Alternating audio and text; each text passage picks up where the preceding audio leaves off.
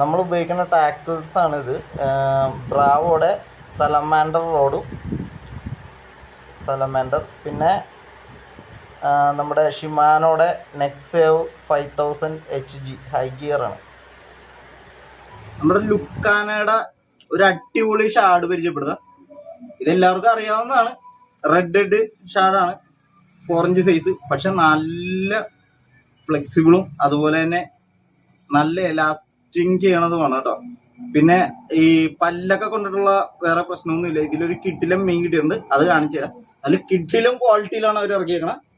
Super ഷാഡാണ്.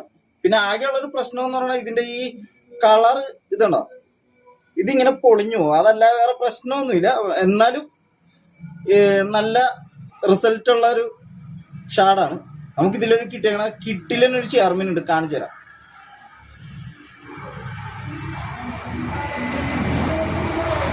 ഇതാണ് ആ chairman.